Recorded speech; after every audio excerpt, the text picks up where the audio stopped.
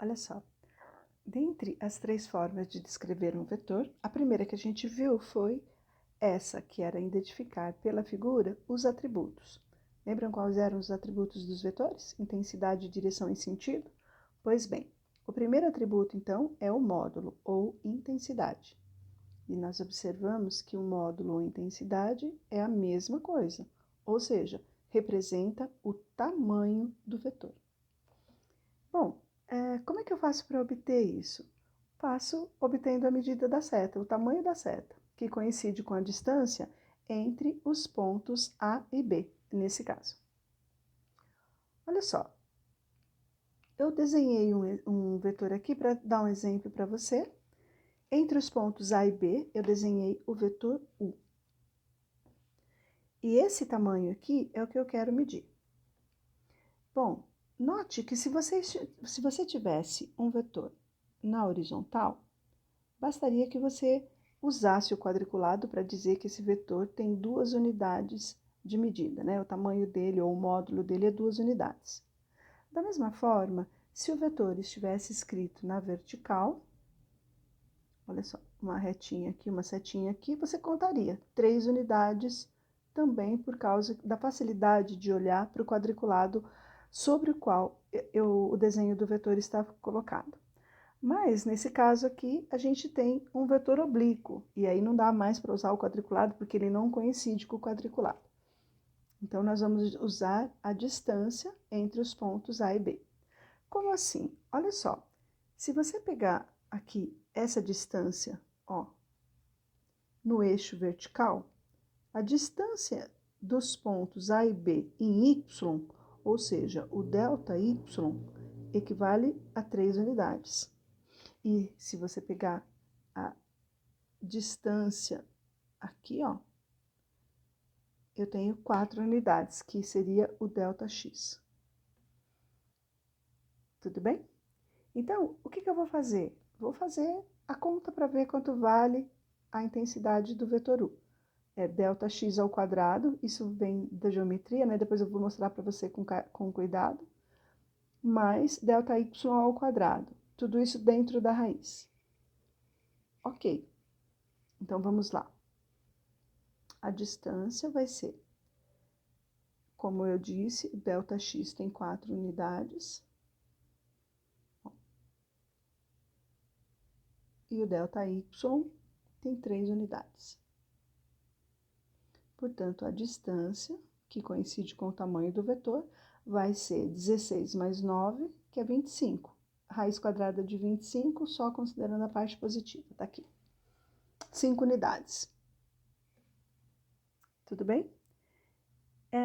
Você poderia também ter pego, se você quiser, olha só, ao invés de olhar para a figura dessa forma, você poderia ter colocado as coordenadas do ponto B. Ó, o ponto B tem como coordenada x, o 4, e y, o 3. Então, seria 4 e 3. E no caso, o ponto A, por acaso eu coloquei ele na origem, então as coordenadas x e y são iguais a 0. Bom, dessa forma, você poderia colocar na expressão exatamente como está lá em cima, se você não quiser olhar para a figura. Olha só, D é igual a raiz quadrada, x do ponto B, 4, menos x do ponto A, 0. 4 menos 0 ao quadrado, mais y do ponto B, 3, y do ponto A, 0. Então, 3 menos 0 ao quadrado. E aí, a conta vai dar a mesma, né? Vai ficar a raiz de 25, e aquela distância que é o que nos interessa, tem 5 unidades. Do jeito que eu fiz, ficou muito mais parecido com a geometria, e talvez você fale assim, professora, posso usar o teorema de Pitágoras? Sim, claro. Você identificando que pode, você pode usar outras formas de fazer. Só para você lembrar, o teorema de Pitágoras diz que a hipotenusa de um triângulo retângulo ao quadrado é igual à soma dos seus catetos ao quadrado também, cada um deles. Esse é o teorema de Pitágoras, você já está acostumado com ele, mas só para a gente relembrar e ter certeza que a gente sabe usar, olha só, imagina que você desenhe por causa do mesmo vetor, eu só aumentei o tamanho do quadriculado. Olha só, você pega o primeiro cateto aqui, esse cateto, ó, que eu estou desenhando em cima. Chama esse cateto de A. E pega esse cateto embaixo, para formar o triângulo retângulo, cujo vetor é a hipotenusa. Ó, o triângulo retângulo está aqui. Chama esse cateto de B. E aí a gente vai desenhar o A ao quadrado. Quer dizer, o A ao quadrado, se é um lado 3, o quadrado de lado 3 tem área 9, né? Então, o que eu tenho aqui? Que A ao quadrado é igual a 3 vezes 3, que é 9. A mesma coisa a gente pode fazer para o B. Então, o B ao quadrado, ó, o B ao quadrado vai ser 4 unidades vezes 4, que vai ficar o 4 ao quadrado, que vai dar 16, que coincide com a área de um outro quadrado. Vamos olhar qual quadrado que corresponde? Olha só. Aquele quadradinho de lado 3 e área 9, e esse quadrado de lado 4 com a área 16, 4 vezes 4, certo? Que a gente acabou de calcular. Se você olhar o Teorema de Pitágoras, só para você lembrar, olha só, a construção que é feita é essa daqui, ó. Você desenha um quadrado em cima da hipotenusa. E o que você percebe? Que o quadrado da hipotenusa é a soma dos quadrados do cateto, exatamente como diz o teorema. Como assim? Olha, 1, 2, 3, 4, 5, 6, 7, 8, 9. 1, 2, 3, 4, 5, 6, 7, 8, 9. Se você somar o verde, vamos lá? 1, 2, 3, 4, 5, 6, 7, 8, 9, 10, 11, 12, 13, 14, 15, 16. Então, eu vou somar 16. Olha assim, já tinha 9. Vou somar 16, ó. 1, 2, 3, 4, 5, 6, 7, 8, 9, 10, 11, 12, 13, 14, 15, 16. Então, eu tenho que realmente a área do quadrado vermelho, que é o quadrado da hipotenusa, é igual à soma das áreas do quadrado construído sobre os catetos A e B, certo? 25 é igual realmente a 9 mais 16. Então, você pode usar o teorema de Pitágoras? Sim. Para qualquer vetor oblíquo, você pode fazer o quadrado dos dois catetos, somar e tirar a raiz quadrada, que você vai encontrar a intensidade daquele vetorzinho que está oblíquo. Bom, tem uma terceira forma de fazer, que é olhando para as duas componentes do vetor U. A gente não falou de soma ainda, mas se você olhar, esse vetor U, ele é resultante da soma dos vetores W e V que estão aqui. Eu vou chamar W, ó, esse vetor W aqui, eu vou chamar da componente U na direção Y do vetor. Enquanto esse V, eu vou chamar da componente do vetor U na direção X. Então, se você somar o Y mais o X, ó, o vetor U pode ser descrito pela soma das componentes. O X mais o Y. E aí, claro, se você quiser encontrar o valor, você pode fazer exatamente a mesma coisa que a gente fez, só que agora colocando nas componentes o módulo de U ao quadrado, que seria a hipotenusa, né? Seria igual a um dos catetos, o x ao quadrado mais o y ao quadrado. Isso quer dizer que U vai ser o módulo de U, que eu não vou nem colocar em módulo, só vou tirar a setinha de cima, é a raiz quadrada das componentes ao quadrado. Que, claro, você vai ver 1, 2, 3, 4... e 1, 2, 3, essa daqui, 3 ao quadrado. O resultado é sempre o mesmo, né? A quantidade de unidades que tem o vetor U não pode mudar.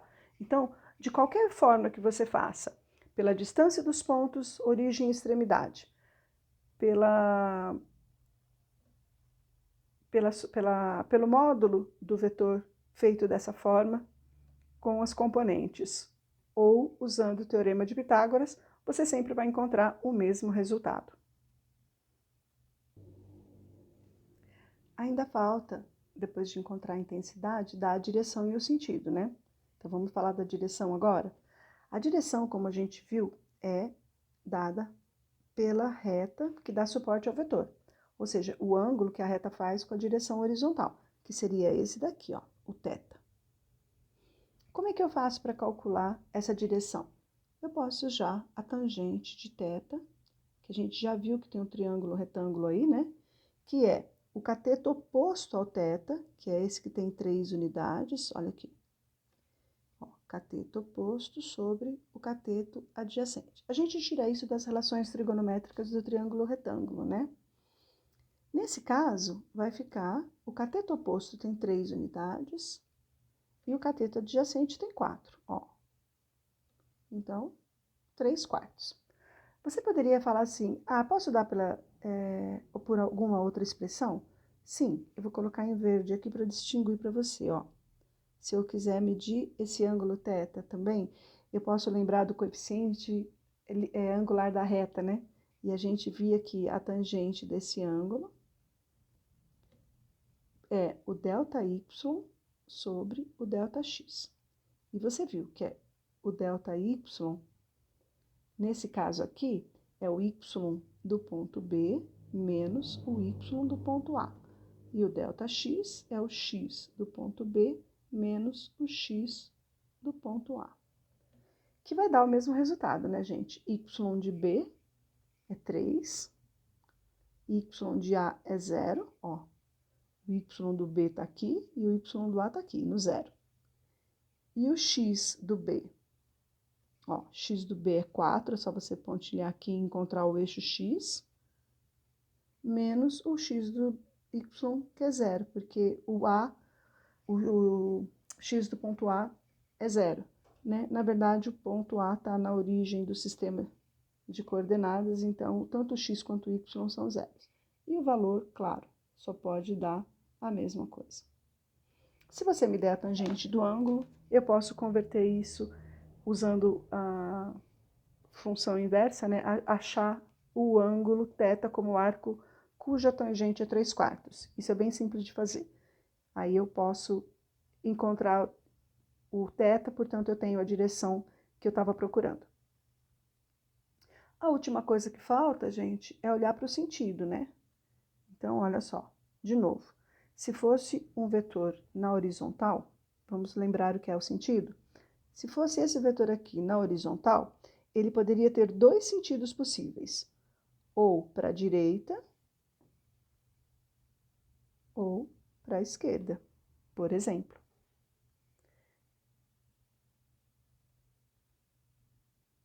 Agora, opa, voltou demais. Se fosse um vetor na vertical, ó, esse vetor aqui, por exemplo, ele também poderia ter 2 sentidos, para cima ou para baixo. No caso do vetor U, ele começa no ponto A e finaliza em B. Então, eu posso falar que o sentido dele é do ponto A para o ponto B. E isso nos dá todos os atributos do vetor, né? A intensidade, a direção e o sentido. Então, vou só escrever para finalizar aqui para você. Ó, intensidade está aqui. A direção é dada por esse ângulo, já está colocado também. E o sentido de A para B.